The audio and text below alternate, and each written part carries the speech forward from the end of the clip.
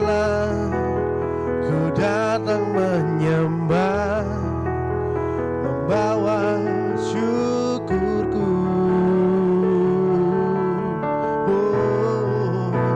Sedalamnya hatiku kau pun tahu,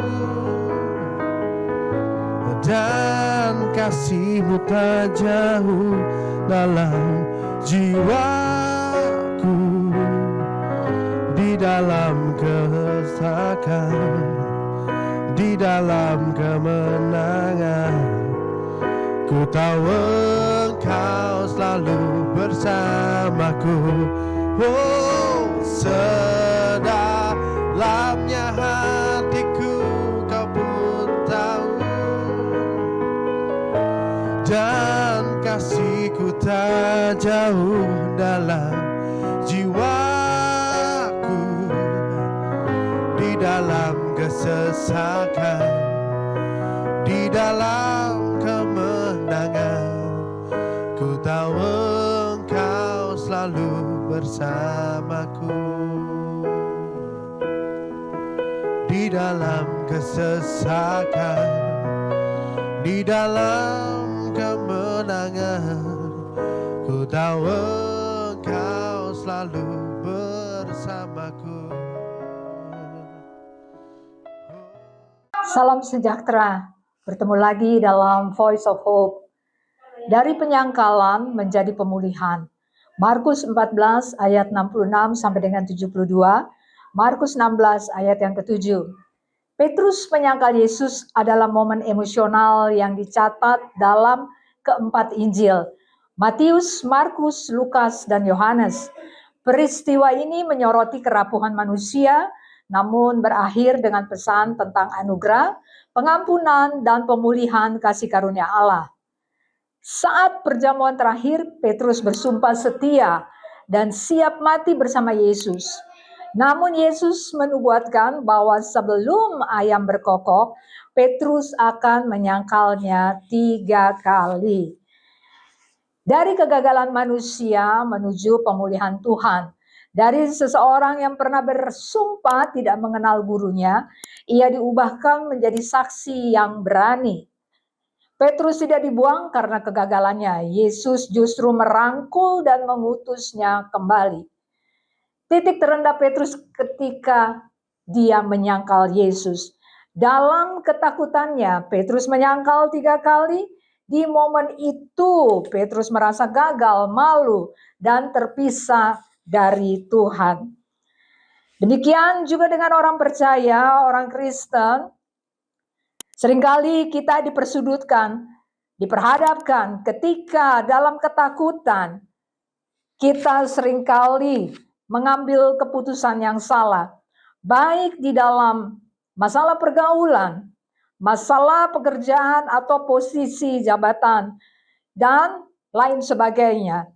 Supaya kita dapat diterima oleh lingkungan, kita seringkali mengorbankan keyakinan iman percaya kita demi mengikuti arus. Penyangkalan menggambarkan manusia berdosa yang seringkali malu mengakui iman, tetapi lebih mementingkan keselamatan diri sendiri atau gagal menuruti kehendak Tuhan. Yang berikut adalah pertobatan Petrus, yaitu ketika air mata penyesalan yang dikeluarkan. Ketika ayam berkokok, Yesus menoleh dan memandang Petrus. Pandangan itu bukan suatu pandangan penghakiman, melainkan teguran kasih.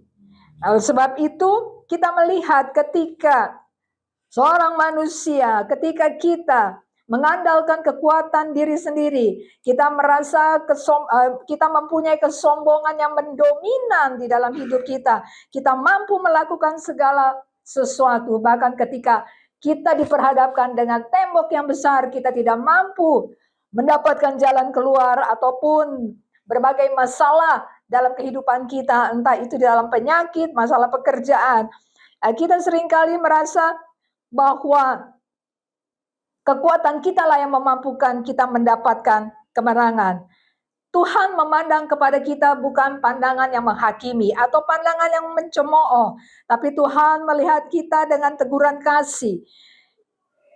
Yang seringkali tatapan itu yang menghancurkan hati setiap manusia. Pandangan kasih itu yang menyadarkan kita. Pandangan kasih itu yang membuat kita menangis dengan pahit, menyadari akan kesalahan kita. Nah, disitulah air mata sebagai bukti hancurnya ego dan kesombongan rohani kita. Kita masuk di dalam pertobatan. Kemudian ketika perjumpaan dengan Kristus itu terjadi di dalam pertemuan pemulihan. Setelah kebangkitan Kristus, Yesus tidak menemui Petrus di ruang pengadilan untuk menghukumnya, melainkan dia kembali menyapa Petrus dengan kasih-Nya. Menjadi satu titik balik, turning point-nya, yaitu di mana pemulihan Petrus dimulai saat ia jatuh. Yesus belum selesai dengan Petrus. Ia tidak melupakan atau membuang Petrus, tetapi dia memberikan kesempatan kembali. Setiap orang percaya yang setelah jatuh di dalam dosa, mau datang masuk di dalam pertobatan, Yesus masih memberi kesempatan untuk kembali kita menata ulang hidup kita. Tindakan Yesus yang menunjukkan kasih-Nya dan menuntun kita menawarkan pengampunan agar sebelum kita diutus kembali untuk melaksanakan misi Allah, kita perlu berdamai dengan Tuhan. Sehingga kita juga dapat berdamai dengan sesama. Di sini ada 4 tanda penyelesaian yang sehat di dalam pemulihan. Ketika kita tahu di mana letak kesalahan kita, ketika kita tahu bahwa kita diampuni, dan ketika kita tahu kita berguna di hadapan Allah dan Tuhan masih mau memakai kehidupan kita.